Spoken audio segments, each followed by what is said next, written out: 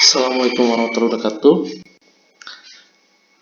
Kita lanjutkan lagi pertemuan mekanika tanah. Ini merupakan pertemuan terakhir ya. Yang akan kita bahas di sini yaitu pertambahan tegangan vertikal dalam massa tanah akibat beban permukaan. Ini pendahuluannya dulu. Jadi dalam tanah itu kan selain dia mempunyai tegangan in situnya atau tegangan inisialnya, tanah juga bisa dapat terbebani ya, terbebani. Nah, faktor-faktor yang mempengaruhi perubahan tegangan dalam tanah itu akibat beban yang bekerja itu karena beban luar ya, beban luar bisa berupa beban nanti contohnya kayak di sini kan dia ada beban fondasi ya, beban fondasi. Lihat di gambarnya itu beban fondasi, maka di dalam tanah yang berada di bawah fondasi ini ya, akan terjadi pertambahan tegangan ya.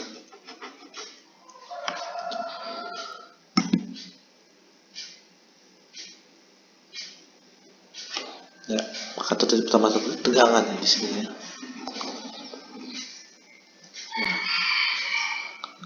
Selain itu juga bisa juga pertambahan tegangan itu atau perubahan tegangan itu terjadi akibat berat tanah di atasnya. Nah, ini juga kan kemarin kita sudah mengenal bahwa tegangan dalam tanah itu fungsi dari berat ya, berat dan ketinggian ya atau kedalamannya.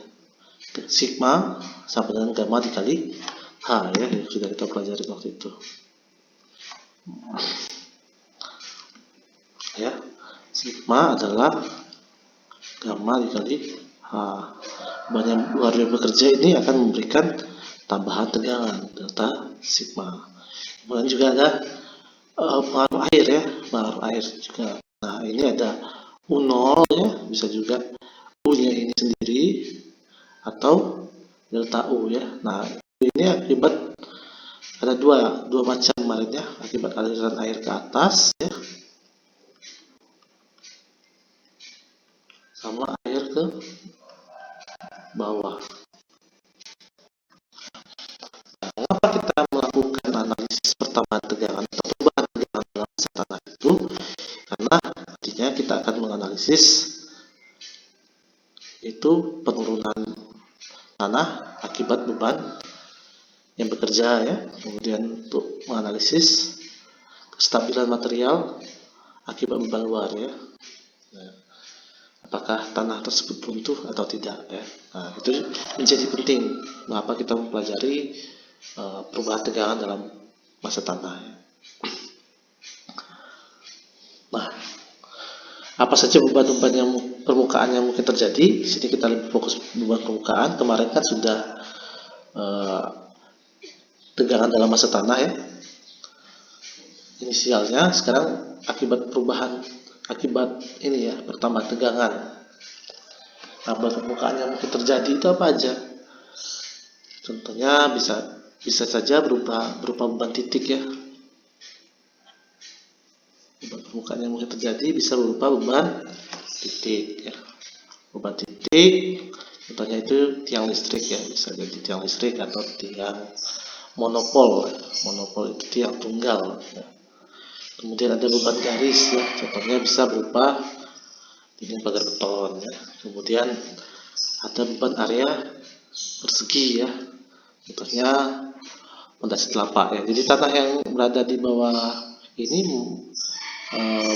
fondasi telapak ini menerima beban persegi ya. Kemudian ada beban lingkaran ya. Lingkaran itu contohnya, nah, tangki minyak ya, di bawah tangki minyak ini ya. Tangki minyak ini tentunya dia berpenampang lingkaran ya.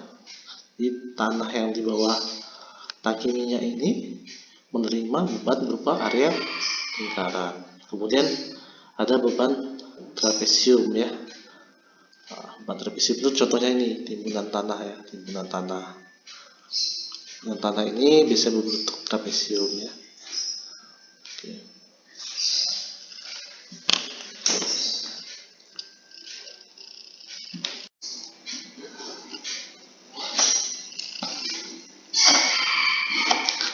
Oke, di bawah jembatan juga seperti itu ya. Jembatan ini kan tergantung dia menggunakan fondasi apa di sini. Apakah dia fondasi berupa fondasi telapak saja atau berupa fondasi tiang ya. Nah, tiang ini kan juga merupakan beban-beban yang mirip dengan beban-beban titik ya. Jadi tanah yang di bawah fondasi jembatan itu menerima pertambahan tegangan tentunya ya, akibat beratnya si strukturnya ya, beban strukturnya ini, dan juga beban berat akibat beban kendaraan ya. Kendaraan bisa juga beban angin yang bekerja gitu ya, angin yang bekerja di pilar-pilarnya gitu. Bisa juga akibat beban gempa gitu ya. Jadi beban struktur atas akan ditransfer ke dalam tanah ya, maka tanah akan bertambah tegangannya. Nah, ini perlu kita analisis penambahan tegangan itu akibat beban apa saja dan bagaimana pengaruhnya nanti ke depannya untuk kestabilan tanahnya, baik itu penurunan maupun daya dukungnya gitu ya. Nah, persamaan-persamaan lanjutan nanti yang akan kita bahas itu didasari oleh Boseniewski ya. Boseniewski ini sudah merumuskan persamaan pertama tegangan nanti yang kita pelajari pada tahun 1883 ya, sudah lama sebenarnya. Dia menurunkan secara matematis permasalahan tersebut untuk berbagai jenis beban luar yang bekerja tadi ya. Nah, asumsi yang dia gunakan, yang Boseniewski gunakan itu pertama masa tanah semi terhingga ya. Jadi dia tidak melihat lapisan tanah itu berbeda-beda ya. Dia dianggap tanah itu satu lapisan saja yang isotropis. Artinya apa? Dia sama ke arah segala sisinya, kemudian dia homogen ya. Dia tidak dibedakan jenis tanahnya ya. Kemudian beban tanah di atasnya diabaikan ya. Jadi pertambah sigma aksen P nolnya ini atau tegangan situnya diabaikan. Dia hanya melihat misalkan ada beban titik di sini, perubahan tegangan akibat beban titik ini distribusinya seperti apa. Nah, ini bisa diselesaikan menggunakan persamaan Boseniewski. Dia tidak melihat pengaruh sigma aksen P nolnya awal tadi ya. Kemudian material tanah itu bersifat elastik ya. Padahal kenyataannya tanah tersebut bersifat elastik dan plastik ya. Artinya elastik apa? Elastik ini dapat kembali ke bentuk semula, kemudian bisa juga plastik ya, tidak dapat kembali ke bentuk semula karena sudah mengenal dengan istilah plastik limit ya. Tanah itu mempunyai nilai plastik limit ya. Berarti dia sebenarnya tanah itu mempunyai sifat plastik ya selain elastik.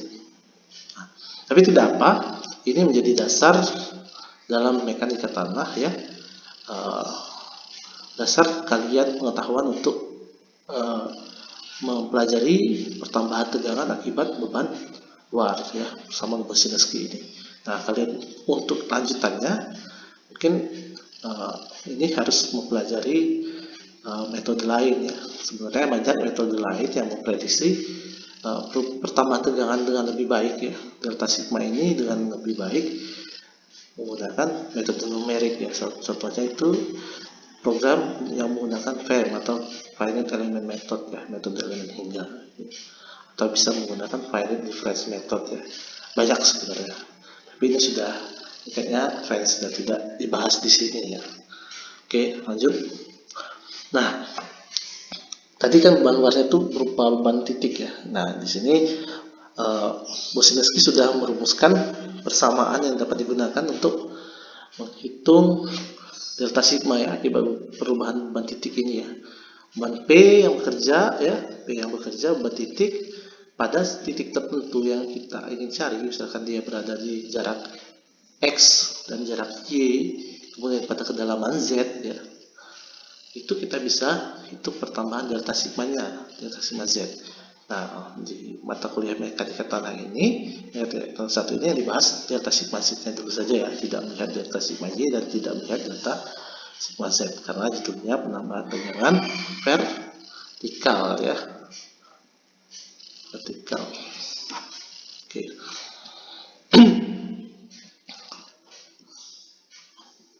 Nah, persamaan yang diusulkan itu delta sigma Z ini sama dengan P dibagi Z per 2 dikali I1, di mana I1 nya itu adalah nilainya 3 per 2 Pi ya, dikali 1 per, nah ini dalam kurung 5 per 2 ya, R per Z kuadrat ditambah 1 ya, di mana R itu adalah X kuadrat, akar dari X kuadrat ditambah Y kuadrat ya.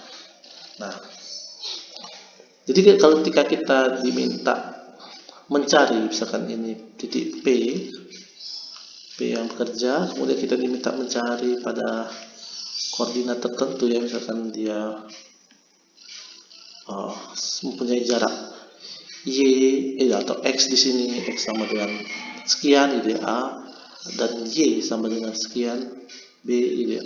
Kemudian pada kedalaman tertentu ya, Z-nya kita diminta cari Z tertentu ditambahkan dengan C misalkan. Nah, kita cari dulu R-nya. R itu adalah apa? X kuadrat ditambah Y kuadrat diakarkan ya. Kemudian Z-nya apa gitu ya. Baru kita masukkan ke persamaan I1. Kemudian kita masukkan ke persamaan delta sigma Z ya, dengan masukkan si nilai P ya. Oke. Nah, I1 ini bisa juga kalian dapatkan dari tabel ini ya.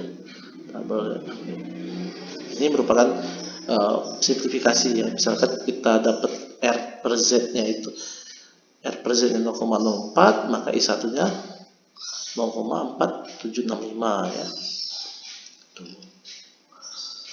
Jadi kalian bisa menggunakan persamaan ini ya, persamaannya, atau menggunakan tabel ya, dengan terlebih dahulu mencari R per Z-nya ya.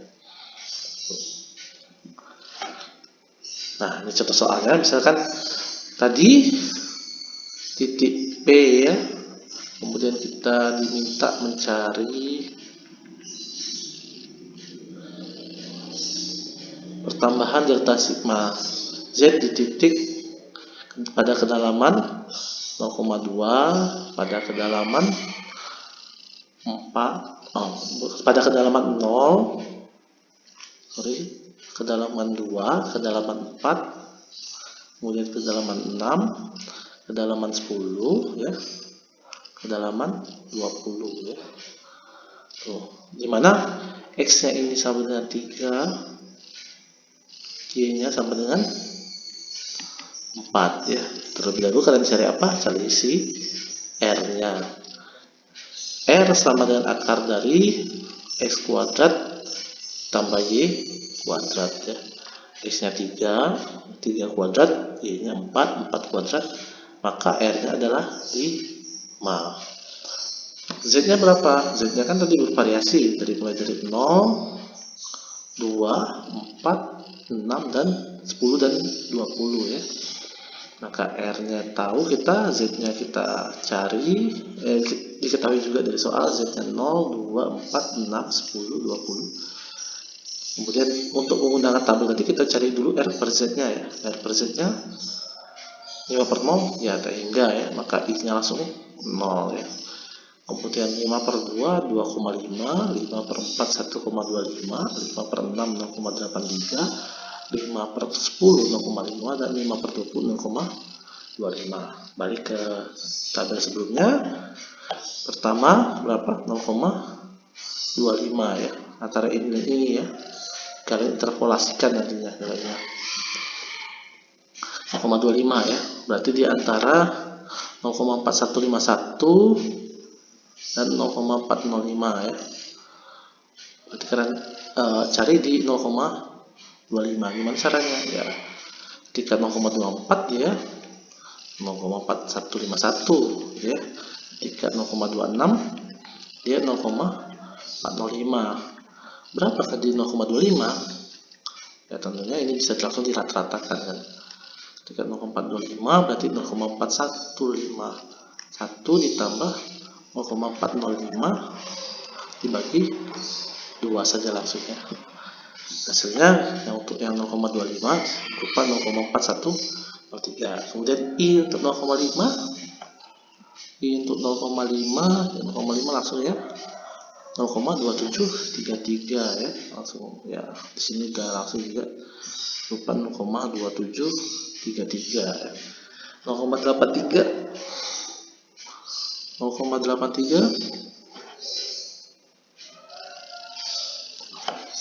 itu antara 0,8 dan 0,85 ya. 0,8 dia nilainya, oke, di sini kita coba itu bikin dulu perbandingan segitiga ya. Ketika 0,8 dia, ini harusnya datar, 0,8 dia 0,1386. Ketika dia 0,85 dia 0,1226. Berarti kan sebenarnya kayak gini. Oh, salah, maaf. Grafiknya seperti ini harusnya ya. Oke, pas 0,8 dia 0,1386. Ketika dia 0,85 dia 0,1226. Kita mau cari 0,83 ya. Berapakah tingginya ini gitu ya. Nah, itu harus kalian pelajari dengan cara interpolasi ya. Oke, berapa nilai X-nya? Kalian bikin persamaan perbandingan segitiga, didapatkan nilai X-nya itu sebesar, nilai I-nya sebesar 0,1295. Begitu selanjutnya ya. Baik 2,5, 1,25 ya.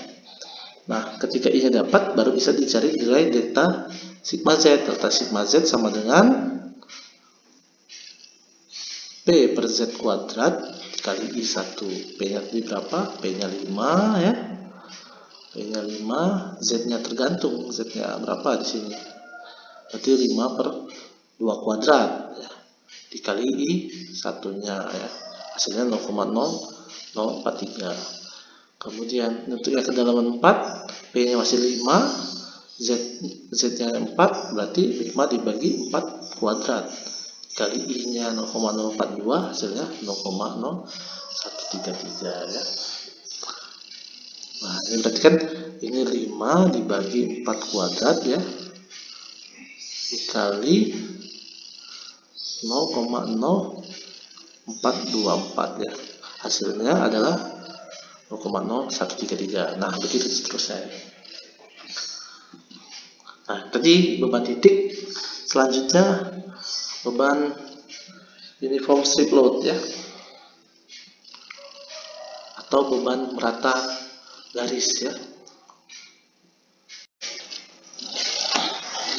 Beban merata garis ini cukup panjang persamaannya, delta sigma Z-nya cukup panjang ya, dimana beban garisnya berupa Q ya, beban per unit area ya, beban garisnya, beban per unit area. Berarti satuannya kan load itu kan bisa kilonewton, unit areanya bisa meter per meter, bisa seperti itu ya, per 1 meter ke dalam, contohnya seperti yang kemarin ya. Nah, persamaan delta sigma Z-nya yang diturunkan oleh Wojciechowski ini cukup panjang ya, untuk mencari delta sigma Z pada titik tertentu ya, dengan jarak X ya, dengan jarak X ya, dan kedalaman Z ya. Sekalian lihat itu delta sigma Z ya, Q dibagi Pi ya, dalam kurung ini ya, arkus tangan Z per X kurang B per 2 ya, arkus tangan Z per X plus B per 2 dikurang BZ dikali dalam kurung X kuadrat dikurang Z kuadrat dikurang B kuadrat per 4 dibagi X kuadrat tambah Z kuadrat dikurang B kuadrat per 4 dikuadratkan tambah B kuadrat kali Z kuadrat ya. Nah, untuk menghitung itu ada ketentuannya, di mana arkus tangan dari Z X min B per 2 dan arkus tangan dari Z per X plus B per 2 itu harus dalam kondisi radian. Jadi kalkulator kalian harus dipastikan dalam radian, bukan degradian ya. Degradian ya. Nah, apa hasilnya beda gitu. Karena kita di sini menggunakan P di sini ya. P di sini bukan coba kalian cek lagi nanti ini 3,14 atau bukan ya sebenarnya. P di sini satu siklus ya, satu ini ya, satu putaran ya. Itu ya, satu siklus kan ini 0, ini P ya, ini 2 P. Kalian pernah belajar mengenai itu. Nah, penyelesaiannya ini harus dalam kondisi radian ya. Ingat arkus tangan, ketika mengarkus tangan kan ini kalau dia degradient akan pengaruh ya gitu.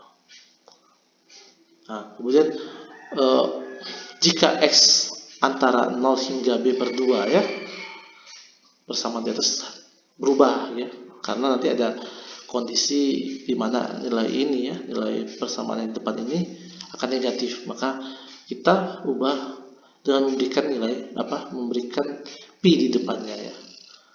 Sebelumnya seperti ini ya, persamaan di atasnya menjadi persamaan baru seperti ini. Untuk kasus ketika X-nya itu antara 0 hingga B/2 ya. Kalau yang menjadi persamaan yang di atas ini yang ini untuk X yang lebih besar daripada B/2. Artinya di mana?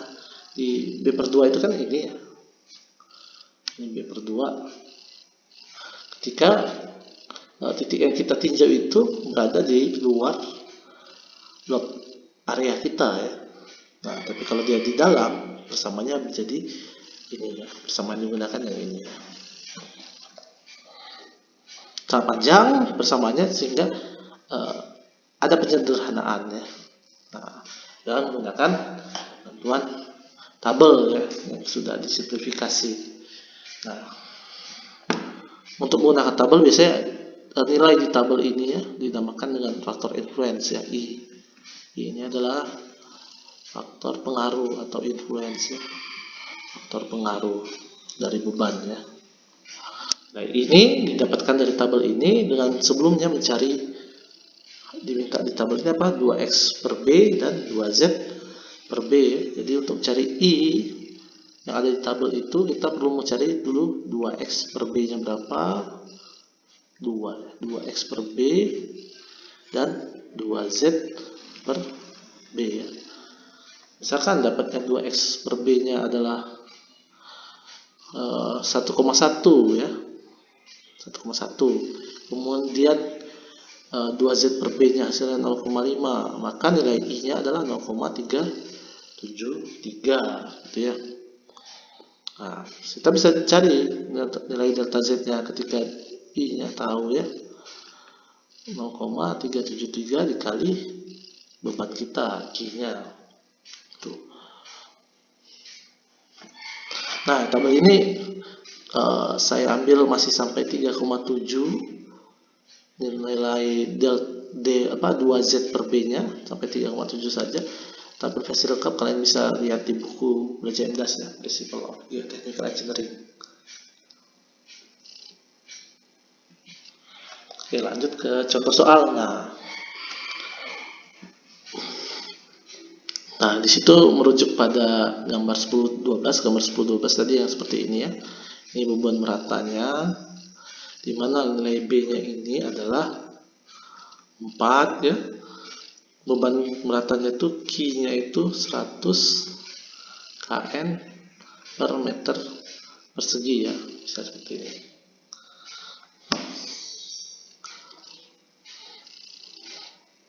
Atau kN per M juga ya, per 1 unit ke belakang ya. Nah, kita diminta mencari titik pertemuan tegak vertikal di titik A ya, titik A di mana Z-nya sama dengan 1, kemudian X-nya sama dengan 1 ya. Misalkan di sini di titik A, berapa delta sigma Z akibat beban Q tersebut ya. Nah, kita cari dulu. Karena tadi ingat ketika X-nya antara 0 dan B/2 nya berapa? 4/2 berarti 2 ya. Maka X-nya masih di nilai antara 0 dan 2. Maka persamaannya tadi yang menggunakan plus pi ya. Jangan lupa ini menggunakan plus pi. Berarti dia di dalam area si straight plot ini ya. Nah, persamaannya yang menggunakan delta sigma z ini ya. Kalau kita menggunakan persamaan panjang, kita masukkan dulu nilai-nilainya. Z-nya berapa? Z-nya diminta di 1 ya. Kemudian X-nya ada di 1, B-nya tadi ada 4 ya. Beban Q-nya 100 ya. Kita masukin semua. Ingat dimana nilai ini harus dalam radian ya. Dalam radian. Ini juga radian ya. Kemudian di belakangnya itu kalian cari hasilnya minus 0,8. Sehingga delta sigma z dibagi Q ya, dibagi Q-nya dipindahkan ke depan gitu ya. Nilai ini delta sigma z dibagi Q, jadinya Q-nya dipindahkan ke sini ya, maka dibagi ya Q. Kemudian masukin 1 per pi yang tan min 1-nya min 0,385 tambah pi, jangan lupa tadi pi karena dia berada di dalam area pembebanan. Kemudian ini dikurang ya, dikurang tan arkus tangan dari z per x plus b per 2 ini. Kalau jelasin harusnya min 1 ya, ini min 1 arkus tangan, hasilnya ada 0,32 ya, 0,322. Kemudian dikurang ya, ini bagian belakang ini minus 0,8 yang dikurang hasilnya 0,902 ya. Nah, jadi sebenarnya delta sigma z-nya ini adalah 0,902 dikali Q. Q-nya adalah 100 ya, nilainya 100, delta sigma z-nya 0,902 kali 100 atau 90,2. Nah, bagaimana kalau kita menggunakan tabel ya? Tabel tadi dicari dulu apa nilai yang dibutuhkan adalah 2x per b ya, 2x per b dan 2z per b. Didapatkan 2x per b nya 0,5 ya, 2z per b nya 0,5, 2z per b nya 0,5, 2x per b nya 0,5, berarti dia di sini ya. Nih hasilnya 0,902 ya. Sama delta sigma z per Q dari hitungan manual, hitungan persamaan panjang 0,902, dengan menggunakan tabel hasilnya 0,902 ya. Maka delta sigma z-nya itu I-nya tadi berapa? 0,902 dikali Q-nya sebesar 100. Hasil delta sigma z-nya 90,2 ya. Oke. Nah, kalau tadi pertambahan akibat strip load ya, strip load itu biasanya kita analisisnya per 1 meter ke dalam dengan menganggap bidang kita itu berupa bidang dimensi ya. Bagaimana kalau bidang kita anggap sebagai bidang 3 dimensi ya. Nah, maka ada beban lain yang dinamakan beban merata persegi ya. Tuh.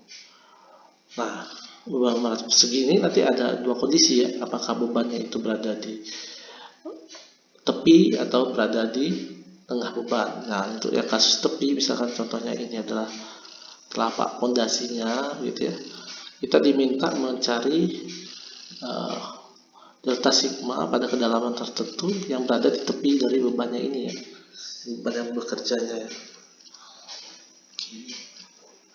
Ini Z yang dicari ya. Atau kita bisa melihat gambar ilustrasi ini,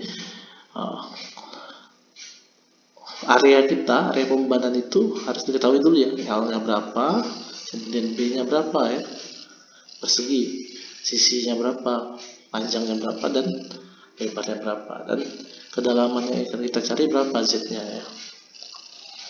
Nah, persamaan yang diusulkan, ini sederhana yang saya ambil, delta sigma Z itu sama dengan Q di beban area kita, beban area loadnya ini ya, dikali I tadi apa? Faktor influence. Nah, faktor influence ini sangat panjang ya. Nah, kalian bisa lihat persamaannya sangat panjang. Saya tidak mengharapkan kalian untuk menghafal, tapi dipahami ini menggunakannya dengan benar. Ketika dia radian, ketika dia degradian ya degradian ya. Nah, di dalam I ini faktor influence dibutuhkan parameter M dan N. M itu adalah B per Z, ya, B ini yang ke arah sana ya, kemudian Z ke dalam, N ini adalah L per Z ya.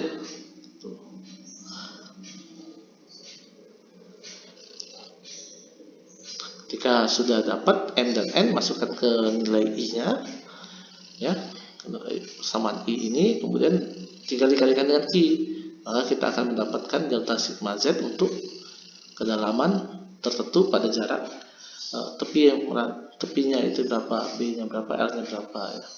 Nah, bisa juga nilai I tadi dapat digunakan menggunakan tabel dan grafik ya. Nah, tabel ini sudah dibuat untuk memudahkan ya, memudahkan perhitungan. Jadi nanti kalian ketika ujian diizinkan membawa tabel ya, supaya mempermudah perhitungan. Nah, dibutuhkan apa untuk cari nilai I di tabel ini? M dan N. M tadi apa? Ya, ini ya, M-nya itu B per Z ya. N ini adalah L per Z ya. Nah, nilai-nilai ini yang di dalam tabel ini adalah nilai I-nya. Sama seperti tadi, misalkan kita dapat M-nya 0,6 ya, B per Z itu hasilnya 0,6, kemudian N-nya 0,8, maka hasil nilai I-nya adalah 0,1247 dikali dengan Q-nya ya, masuk ke sini I-nya, dikali Q dapat delta sigma Z. Nah, bisa juga menggunakan grafik ya, grafik ini ya. Sama nilai yang dibutuhkan nilai M dan nilai N ya. M tadi apa? B per Z, N tadi ada L per Z ya. Nah, misalkan kalau grafik ini ya tergantung dia sebenarnya. Ketika didapatkan M-nya 1 ya, N-nya 0,1, maka nilai I-nya tarik ke samping, dapat pakai penggaris ya, nanti biar lurus, dapat nilai I-nya gitu ya. Nilai I ini dimasukkan ke persamaan ini, sama dari delta sigma Z Q dikali I. Ini apa? Faktor pengaruh atau influence ya. Influence faktor bisa seperti itu ya. Nah, bagaimana kalau dia bebannya titik yang kita tinjau itu berada di dalam area beban ya. Berada di dalam area beban.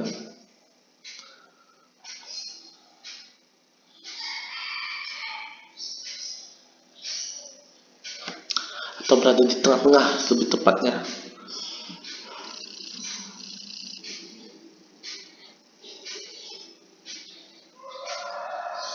Maka delta sigma Z-nya sama dengan Q dikali dengan I ya.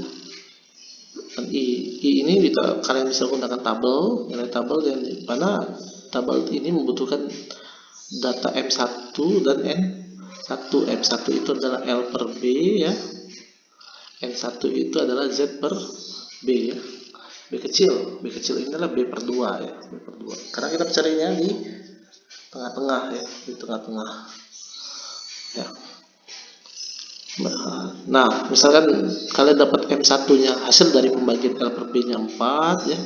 Kemudian hasil Z per B-nya 0,8, maka nilai I-nya adalah 0,880 ya.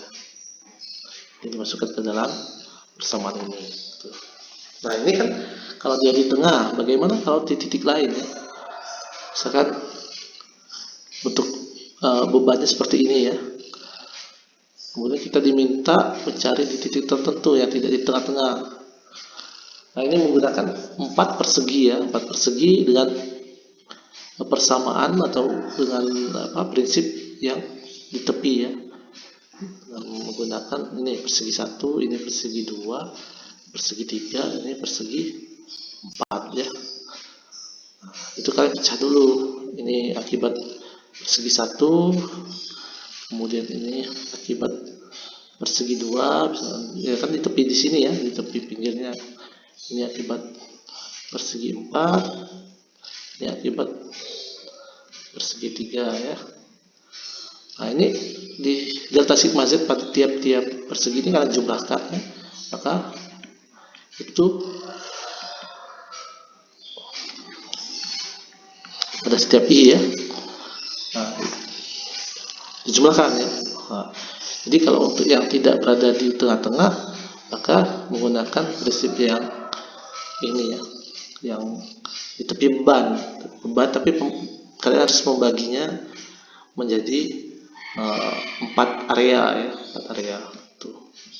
Nah contoh soalnya kalian bisa lihat di bukunya Brajandas supaya lebih jelas gitu ya. Ini karena materi sangat cukup banyak, jadi saya skip dulu. Oke, ini untuk beban area merata persegi ya, uniform rectangular area load ya.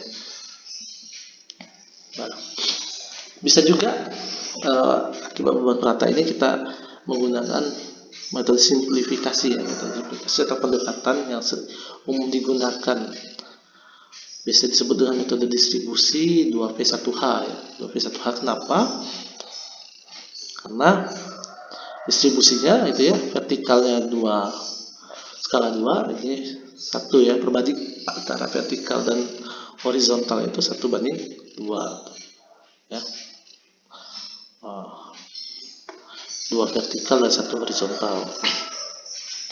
Maka delta sigma Z pertambahan tegangan merata pada kedalaman tertentu ya dari beban area ini ya.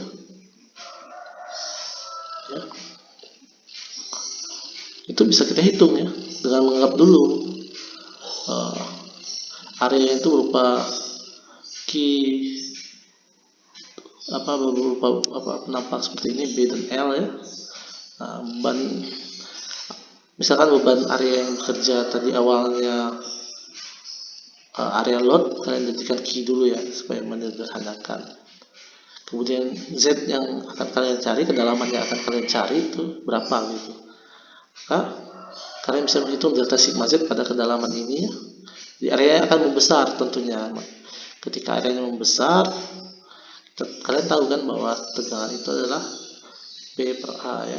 Maka kalau A nya besar, maka tegangannya akan mengecil ya. Areanya membesar, maka tegangannya mengecil ya. Nah, rumus yang digunakan ini ya, delta sigma Z sama dengan Q dibagi B plus Z kali L plus Z ya, Z kedalamannya ya. Nah, bagaimana kalau L-nya sangat cukup panjang? Kalian bisa menganggapnya menjadi 2 dimensi saja ya. Contohnya untuk kasus beban timbunan yang cukup panjang atau fondasi menerus ya, bisa seperti ini. Nah, sehingga delta sigma Z-nya menjadi ini saja, Q per B plus Z ya.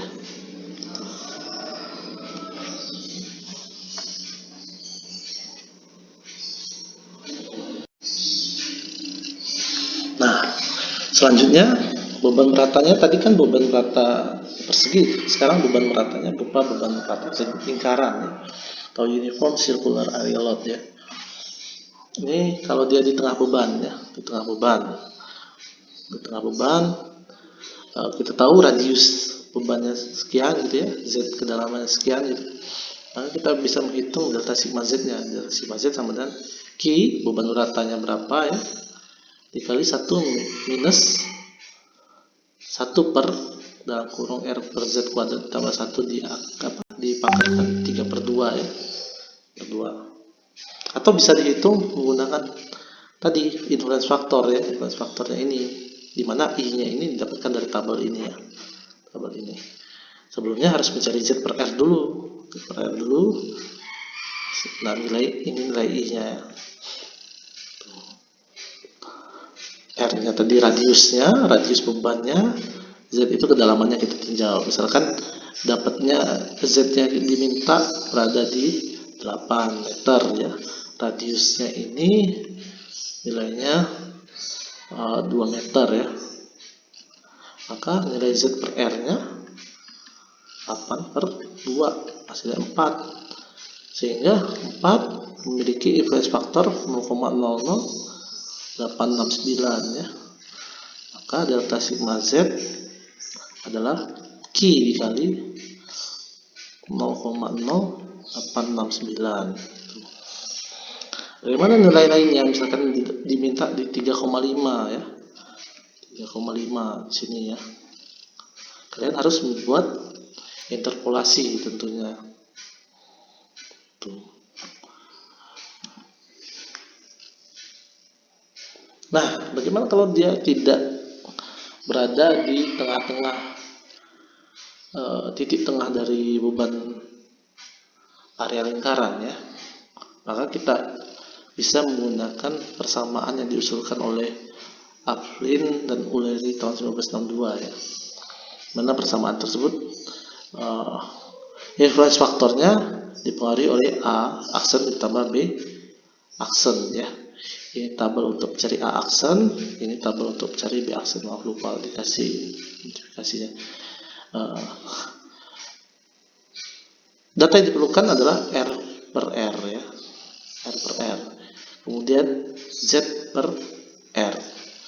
Misal kita tadi dapat diminta Z-nya tadi berapa? 8 ya, 8 meter, R-nya 2 meter, jari-jari radiusnya ini ya, radius bebannya 2 meter, kedalaman yang diminta di 8 meter, kemudian titik yang kita tinjau itu berada di luar misalkan, atau berada di dalam. Nah, coba dulu kita kasih R-nya ini nilainya 1 ya, R-nya ini 1 meter ya. Maka R kecil per R besar hasilnya 1/8 ya. 1/8 itu sekitar 0,1 ya. 1 bisa 2 0,12 sekian ya, 0,12 sekian ya. Maka dia berada di sini sebenarnya. 0,12 sekian ya. Kemudian Z per R itu berapa? Z per R nya ini, Z per R besar adalah 8/2, hasilnya 4 ya. Nah, berarti kalian harus menginterpolasi antara 0,0298 dan 0,0297 untuk yang si R per R kecilnya 0,12 ya, sekian. Itu nilai A aksen. Kemudian B aksennya tadi kan dia R per R kecilnya dia 0,12, ini 4. Maka B aksennya itu antara 0,05707 dan 0,0566 ya. Nilai B aksennya dimasukkan, dijumlahkan dulu A aksen ditambah B aksen, kemudian dikali Q-nya ya. Nah, seperti itu ilustrasinya. Nah, kalian harus bisa interpolasi ini karena menggunakan tabel ya. Contoh interpolasi saya contohkan, misalkan ini interpolasi ini merupakan perbandingan segitiga sebenarnya. Ini nilainya adalah A, ini adalah B, untuk ini X1 dan ini X2 ya. Kita diminta mencari X3. Berapa nilai C ya? Perbandingan segitiga ini seperti apa? Pertama, jaraknya dulu. Segitiga itu kan mempunyai seperti ini ya. Segitiga kan perbandingannya adalah perbandingan rasio ya. Jarak ini misalkan ini ada L1 ya, L1 ini dan L2 ini adalah H1 dan H2, maka perbandingannya segitiga itu perbandingan rasio ya. L1 per L2 itu harus sama dengan perbandingannya antara H1 dan H2 seperti itu ya. Maka kalau untuk yang trapesium kalian kurangi dulu tentunya ya. Kalian kurangi dulu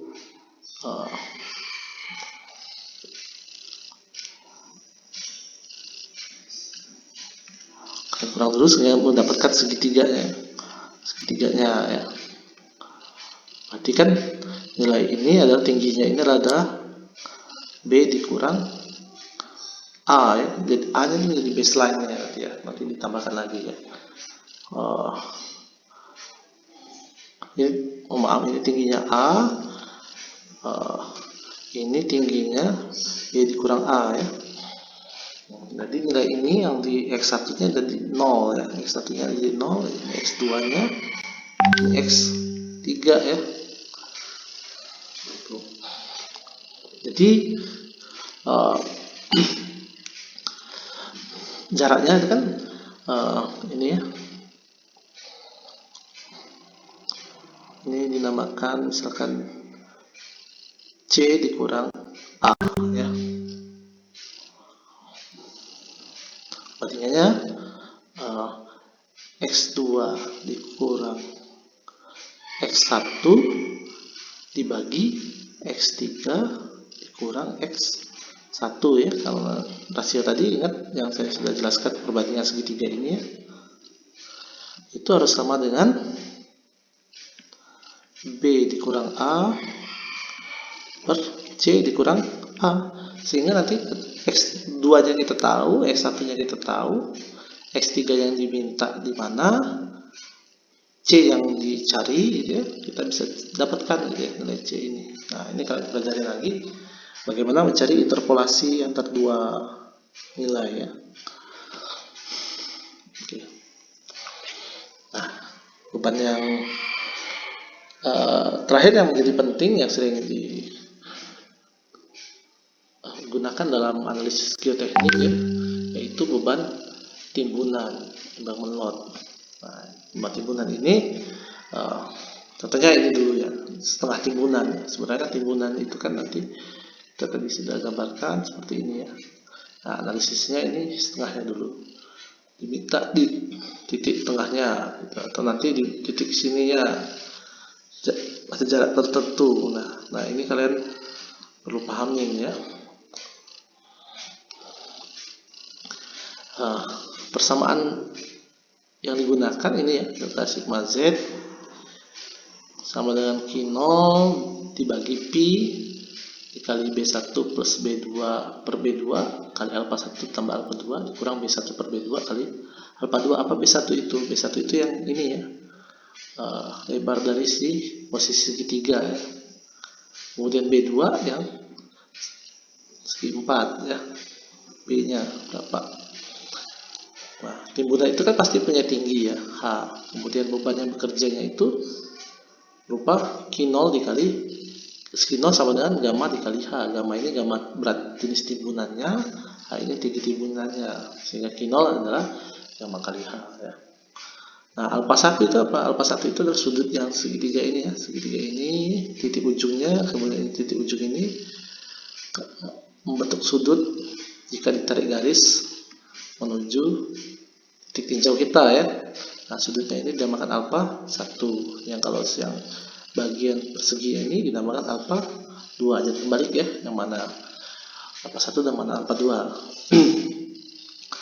Nah, ingat nilainya harus dalam radian ya, karena kita tadi ingat di sini menggunakan pi di sini ya. 1 radian itu berapa pi? 1 pi ya. 2 radian 2 pi ya, atau dengan 360 derajat ya, 1 putaran. Itu. Nah, kalian bisa lihat alpha 1 dan alpha 2, di mana alpha 1 itu ada elemen B1, B2 dan Z ya. Ada. Sedangkan alpha 2 cuma elemen B1 saja diperlukan gitu.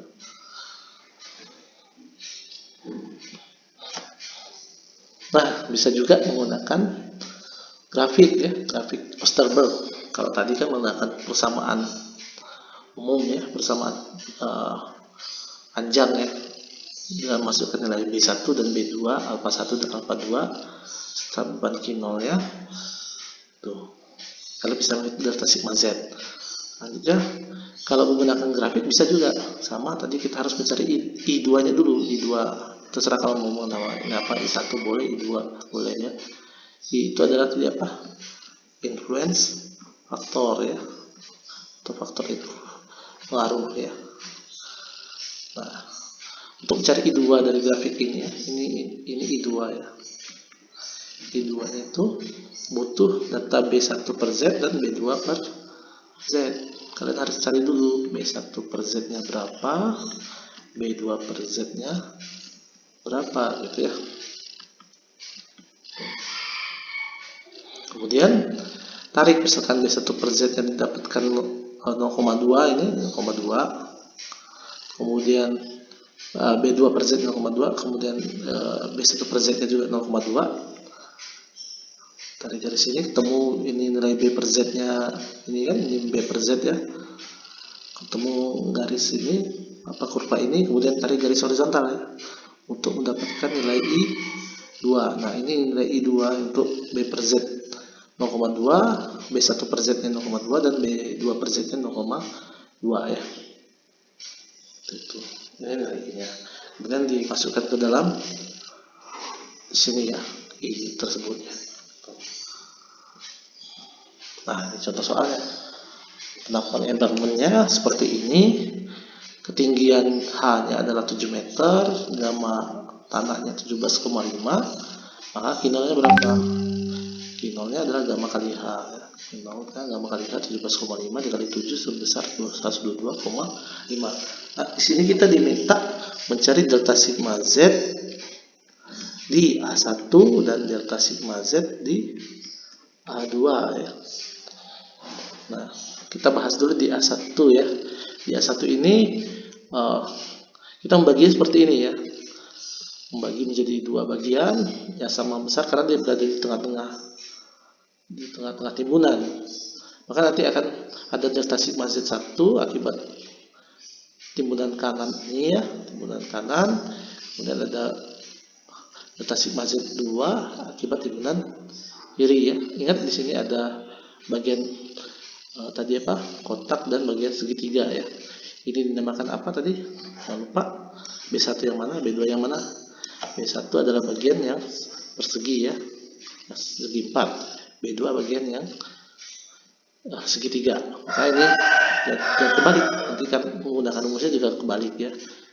Ini B1, ini B2 ya. Karena sama B1 dan B2 yang sama, simetris, maka kita menganalisis satu sisi saja, nanti tinggal dikali dengan 2 ya.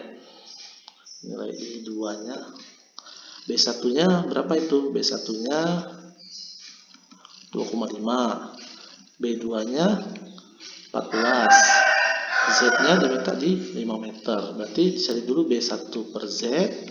Nah, B1 bagi Z, B2 dibagi Z, berapa nilainya? B1 per Z nya 2,5 dibagi 5 ya, hasilnya 0,5.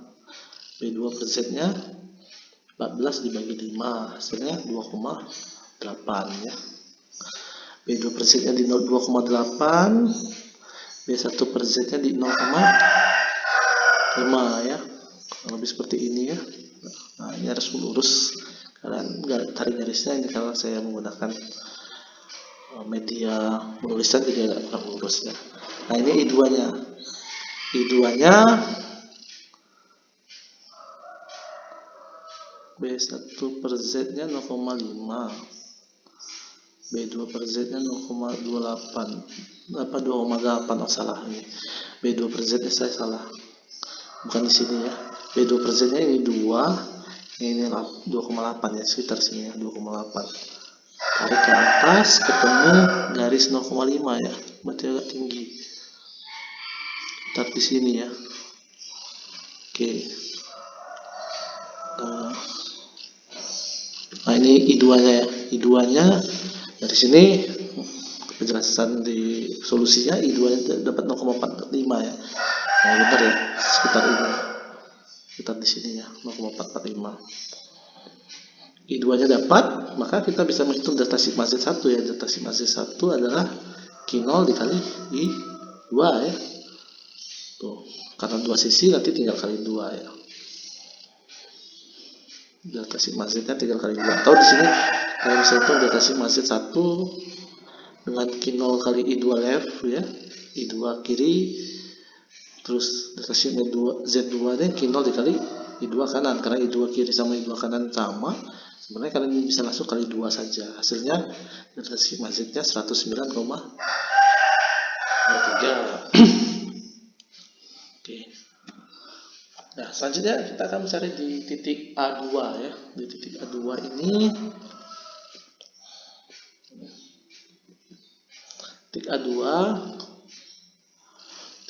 ini berada di jarak tertentu ya. Dia tidak berada di tengah-tengah. Maka ini agak tricky. Kalian harus membagi timbunannya menjadi beberapa bagian ya. Seperti ini ya. Nah, pertama, hitung delta sigma Z1 akibat segitiga kecil ya. Kecil ya.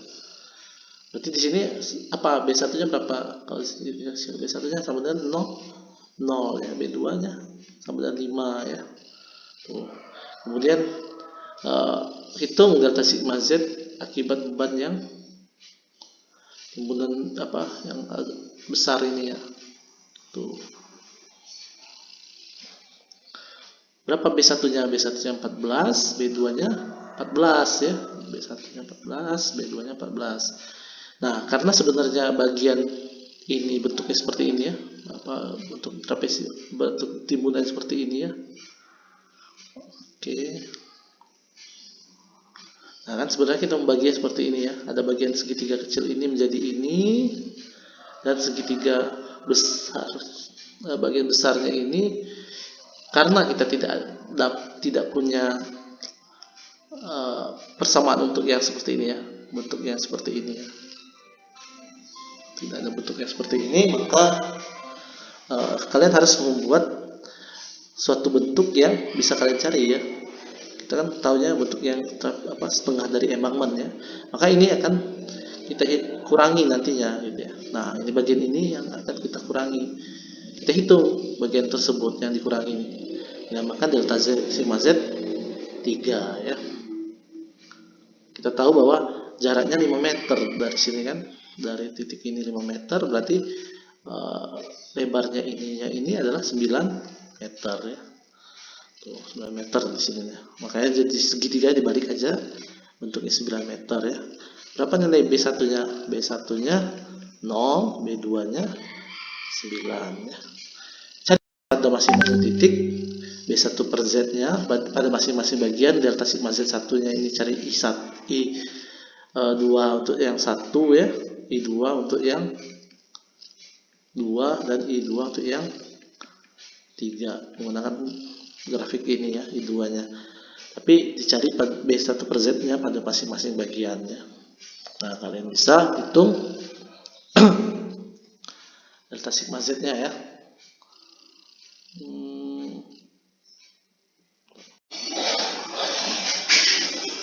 Oke.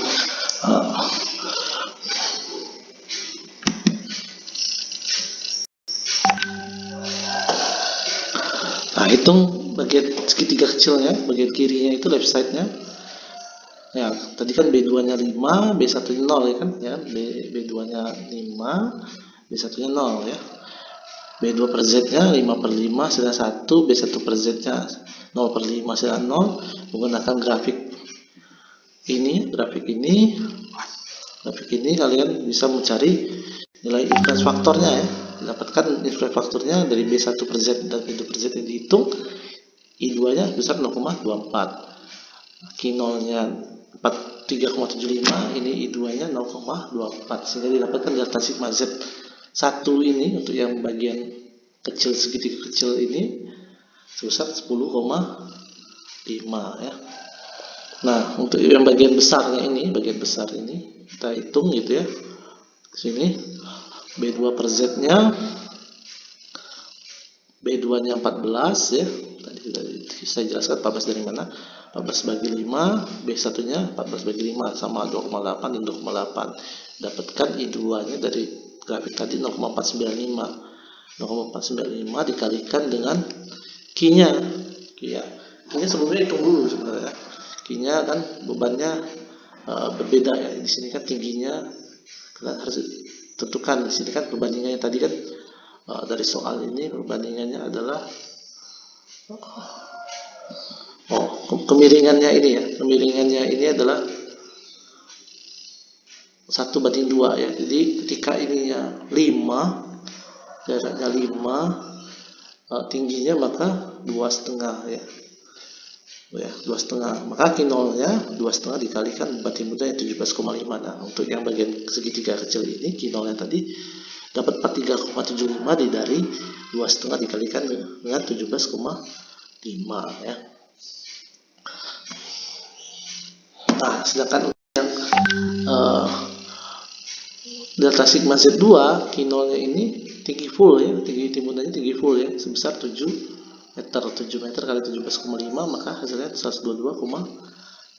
Untuk yang kinol, untuk yang delta sigma Z3 karena dia 9 meter, perbandingannya adalah tingginya 1, alasnya 2, maka tinggi maksimumnya ini adalah 4,5 ya, perbandingannya ya, 4,5. Kalau dia 9 maka tingginya 4,5 ya. Maka beban kinolnya 4,5 dikalikan 17,5 sebesar 78,75 ya.